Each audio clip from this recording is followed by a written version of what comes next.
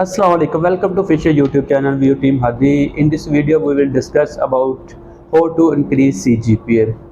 First of all मैं उन तमाम स्टूडेंट को वेलकम करता हूँ जिन्होंने अभी रजिस्ट्रेशन करवाई हुई है इस करंट सेमेस्टर के अंदर। आई मीन टू से कि वो तमाम न्यू स्टूडेंट जो अभी इनरोल हुए हैं और उन तमाम स्टूडेंट को भी जो प्रीवियस सेमेस्टर को क्लियर करके अभी करंट सेमेस्टर के अंदर आए हैं। तो इसमें हम थोड़ी सी डिटेल के साथ देखेंगे कि हमने अपने जो CGPA है वो अपना अपकमिंग सेमेस्टर जो है, चाहे वो ओल्ड स्टूडेंट है या कोई न्यू स्टूडेंट है जिसने अभी एडमिशन लिया है, तो उसको कैसे मेंटेन करना है या उसको कैसे इंक्रीज़ करना है।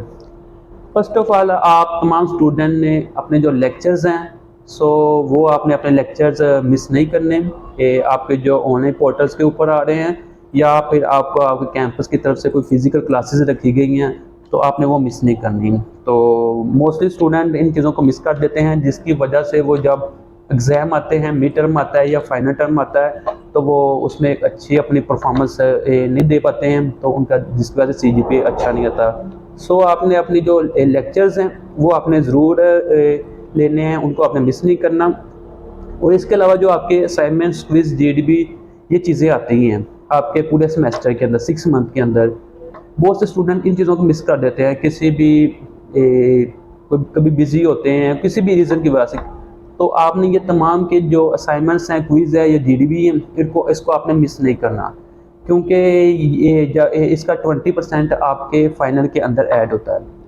तो और इसके अलावा जो आपका मिड टर्म में जैसा कि आपको पता है कि आपका 20 to 25% होता है, और आपके जो असाइनमेंट, क्विज़, GDB है ये आपके तकरीबन ये भी 20 to 25% होता है। और इसके अलावा जो आपका फाइनल टर्म होता है वो आपका तकरीबन होता है 60%। तो ओवरऑल देखा जाए 20 एंड 60 ये आपका होता है 100%। 100% में से आपको जो पासिंग चाहिए वो 50% चाहिए। 50% के ऊपर आपका D ग्रेड बनता है। तो ज़रूरी नहीं है कि आपने D ग्रेड ही लेना है, आप A ग्रेड भी ले सकते हैं।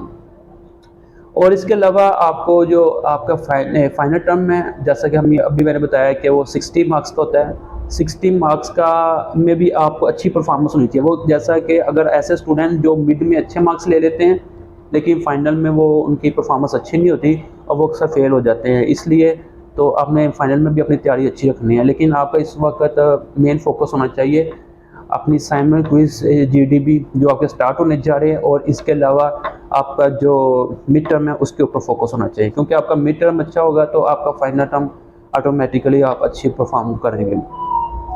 और इसके अलावा बहुत से स्टूडेंट होते हैं जो आपके जब एग्ज़ाम आते हैं वो पास पेपर वगैरह के ऊपर बड़े डिपेंड करते हैं। तो मैं उन तमाम स्टूडेंट को ये कहना चाहता हूँ कि आपने कोशिश करनी है अपनी स्टडी जो है वो आपके जो हैंडआउट्स हैं, PDF है या कोई भी आपके पास हार्ड फॉर्म में बुक्स हैं, तो वो आप उससे करेंगे, ठीक है। लेकिन जो आपके जो आपके पास पेपर हैं, पास पेपर आप करें जैसा कि आपने अपनी हैंडआउट्स वगैरह से तैयारी कर ली हुई है। हैंडआउट से तैयारी करने के बाद जब आपके पास कोई एक दिन रह जाए या आपको पता है कि मेरी तैयारी कंप्लीट हो गई है, तब आप पास पेपर पर जाएँ। लेकिन हमारे मोस्टली जो स्टूडेंट्स हैं व्यू के, वो ज़्यादातर डिपेंड ही पास पेपर के ऊपर करते हैं। तो इसलिए आपने इस चीज़ का ध्यान रखना है कि सिर्फ पास पेपर पे डिपेंडेंट नहीं रहना। आपने अपनी जो हैंडआउट्स हैं या PDF फाइल जो भी आपके पास पड़ी हुई है उसको आपने मेन फोकस करके उसकी स्टडी करनी है। और बहुत से स्टूडेंट का अभी करंट सेमेस्टर के अंदर रिज़ल्ट आया है, बहुत से स्टूडेंट का D और C ग्रेड आया है। काफ़ी स्टूडेंट के D ग्रेड आए हुए हैं जिनकी वजह से उनके CGPA वो काफ़ी लो चला गया हुआ है, जैसा कि 2 से नीचे आ गया हुआ है। तो मैं उन तमाम स्टूडेंट को कहता हूँ कि आप कोशिश करें D ग्रेड वाले जो सब्जेक्ट हैं उनको आप अभी पिक नहीं करें, क्योंकि अभी देखें जब आप नेक्स्ट सेमेस्टर के अंदर जाएंगे आपके वहाँ भी कोई ना कोई D ग्रेड आएंगे, तो क्या आप D ग्रेड को इम्प्रूव करते रहेंगे? तो इसलिए आप अभी D ग्रेड को इम्प्रूव ना करें, आप जो नेक्स्ट सेमेस्टर की कोर्स सिलेक्शन है उसको करें, उसमें से बुक सेलेक्ट करें। और अगर किसी स्टूडेंट का फर्स्ट सेमेस्टर के अंदर कोई F ग्रेड आ गया हुआ है, ये मैं उन स्टूडेंट के लिए कह रहा हूँ जो फर्स्ट सेमेस्टर के अंदर हैं या जिनका था ही फर्स्ट सेमेस्टर, वो स्टूडेंट के लिए नहीं है, क्योंकि उनको चीज़ों का आइडिया हो गया कि उन्होंने अपनी कोर्स सिलेक्शन कैसे करनी है। तो फर्स्ट सेमेस्टर के स्टूडेंट जिनका किसी सब्जेक्ट के अंदर 2 या 3 सब्जेक्ट के अंदर F ग्रेड आ गया हुआ है, तो उनको चाहिए कि वो तमाम के तमाम सब्जेक्ट कोशिश करें कि ना रखें एक कोर्स सिलेक्शन के अंदर। अगर कोई 3 सब्जेक्ट के अंदर F ग्रेड आ गया और उनमें से कोई 2 रख लें प्रीवियस, और जो बाकी 3 से 4 सब्जेक्ट जो नेक्स्ट सेमेस्टर के हैं वो आप रख लें, लेकिन कंप्लीट ना रखें। अगर आप कंप्लीट रखेंगे तो आपको नेक्स्ट सेमेस्टर की जो बुक्स हैं वो फिर कम उठानी पड़ेंगी, तो ये चीज़ आपके लिए काफ़ी डिफ़िकल्ट होगी। तो आपने ना दोनों न्यू एंड ओल्ड बुक्स इन दोनों को मेंटेन रख के चलना है।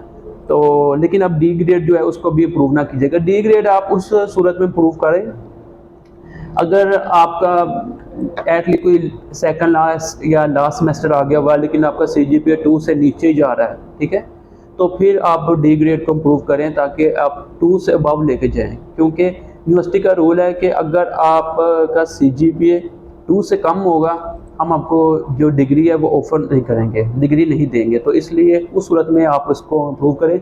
या फिर सम टाइम ये भी होता है कि अगर आपने ओवरसीज अप्लाई करना है, जैसे बाहर के मुल्क में कंट्री में अप्लाई करना है, तो उस सूरत में आपका CGPA मैटर करता है। क्योंकि बाहर कहीं अप्लाई करने के लिए एटलीस्ट आपका जो CGPA है वो 3.80 होना चाहिए। तो ये या तो फिर आप उस सूरत में करें, अदरवाइज़ आप उसको डी ग्रेड को सिलेक्ट नहीं करें।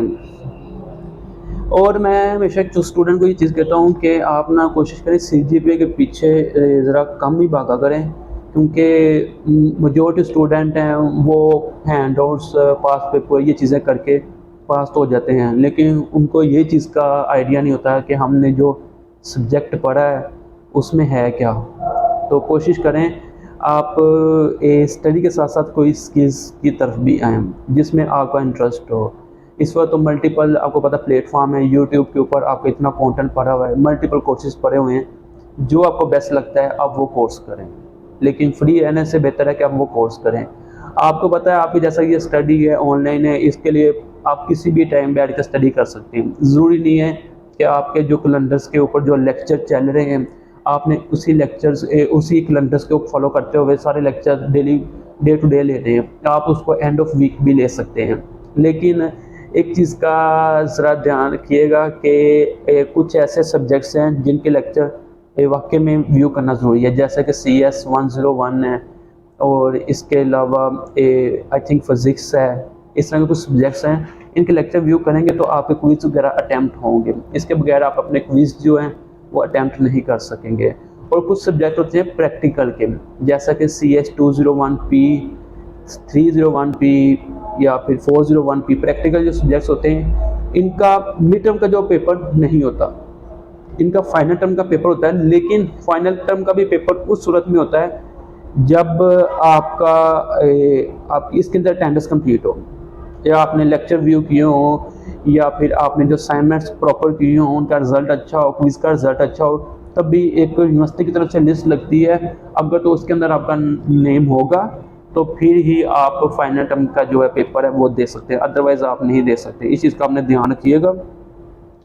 और अगर आप जैसा कि न्यू स्टूडेंट्स हैं उनको कोशिश करें कि वो ना इनिशियल सेमेस्टर्स के अंदर ना बुक्स वगैरह जो है वो परचेज़ कर लें हार्ड फॉर्म के अंदर। अगर आप स्टूडेंट को बुक्स वगैरह ऑर्डर करवानी हो तो आप कैंपस आके करवा सकते हैं, या फिर हम हमारे जो यूट्यूब चैनल का है इसके डिस्क्रिप्शन में नंबर दे देंगे, आप उस नंबर के ऊपर मैसेज करके अपनी बुक वगैरह भी ऑर्डर करवा सकते हैं।